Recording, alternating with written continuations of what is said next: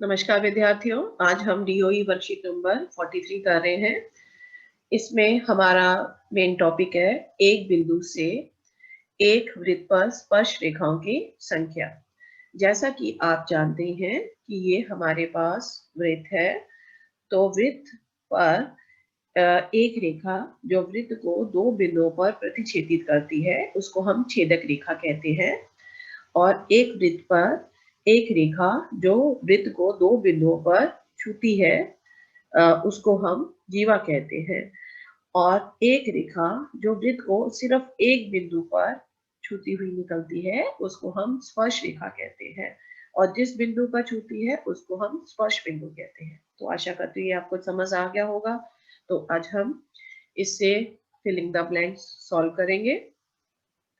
एक डैश वृत्त को दो बिंदुओं पर स्पर्श करती है, तो एक जीवा दो बिंदुओं पर स्पर्श करती है। एक डैश वृत्त को दो बिंदुओं पर प्रतिच्छेदित करती है। अभी हमने किया था कि हमारे पास जो छेदक रेखा जो है वृत्त को दो बिंदुओं पर प्रतिच्छेदित करती है। एक किसी वृत्त की स्पर्श रेखा उसे डैश बिंदुओं पर प्रतिच्छेदित करती है, तो उसको एक बिंदु पर प्रतिच्छेदित करती है। वृत्त तथा उसकी स्पर्श रेखा के उभयनिष्ठ बिंदु को डैश कहते हैं। क्या कहते हैं? स्पर्श बिंदु कहते हैं। तो अभी ये हमने समझा था। आज हम क्रियाकल्प करेंगे। तो जैसा कि आपको ये वृत्त नजर आ रहा है, तो हमने ये वृत्त ले लिया। तो वृत्त में क्या है, एक कागज पर एक वृत्त खींचिए, एक बिंदु P को इसके अंदर लीजिए। ये हमारे पास वृत्त है, इसके अंदर ये उन्होंने P बिंदु ले लिया। अब P बिंदु से आप अलग अलग तरह की रेखाएं खींचिए, तो आप देखोगे ये सारी की सारी रेखाएं जो है वो वृत्त के अंदर से पास करती हुई जाती है। तो ये वृत्त को छूती हुई भी नहीं जाती, ठीक है, वृत्त को किसी एक बिंदु से छूती हुई नहीं जाती। तो आपको यहाँ से क्या पता लगा? तो यह संभव नहीं है कि वृत्त के अंदर किसी बिंदु पर कोई स्पर्श रेखा खींची जा सके। अभी हमने बताया था कि स्पर्श रेखा क्या होती है। ये बिंदु को किसी एक बिंदु से एक रेखा खींची जाती है, उसको हम स्पर्श रेखा कहते हैं। तो यहाँ पर तो खींची नहीं जा सकती। तो अगर कोई बिंदु वृत्त के अंदर हो तो कोई भी हम स्पर्श रेखा नहीं खींच सकते। अगला चित्र नंबर 2 में देखो क्या आपको नजर आता है। इस चित्र नंबर 2 में अगर P कोई बिंदु वृत्त के ऊपर लेते हो, तो वृत्त के ऊपर अगर आपने बिंदु लिया तो केवल एक रेखा ही खींची जाती है, ठीक है। तो यहाँ पर केवल एक ही स्पर्श रेखा है। अगर कोई भी पॉइंट P ये लिया था हमने, एक ही स्पर्श रेखा खींची गई।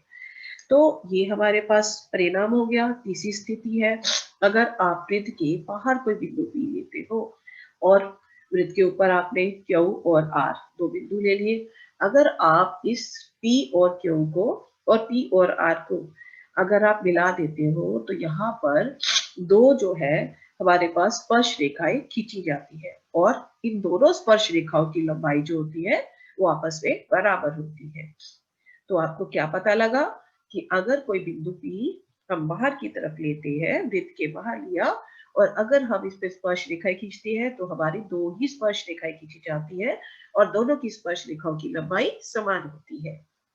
तो ये आपको पता लग गया होगा कि वृत्त के अंदर हो तो कोई स्पर्श रेखा नहीं खींची जा सकती, वृत्त के ऊपर अगर कोई एक बिंदु हो तो एक स्पर्श रेखा खींची जा सकती है, अगर वृत्त के बाहर कोई बिंदु हो तो दो स्पर्श रेखाएं खींची जा सकती है। तो आपको ये समझ आ गया होगा। तो अब हम इसमें कुछ फिलिंग द ब्लैंक सॉल्व करते हैं। तो आपको उत्तर दीजिए। बिंदु से वृत्त पर खींची गई स्पर्श रेखाओं की लंबाई समान होती है। वृत्त के बाहर किसी बिंदु से जाने वाली वृत्त पर केवल डैश स्पर्श रेखाएं होती है। तो कितनी होती है? ये दो स्पर्श रेखाएं हैं। जैसे यहाँ पर चित्र में दिया हुआ है, क्यूपी और पीआर दो स्पर्श रेखाएं हैं।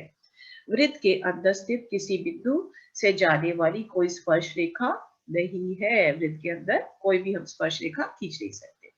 तो आशा करती हूँ ये आपको समझ आ गया होगा। Thank you.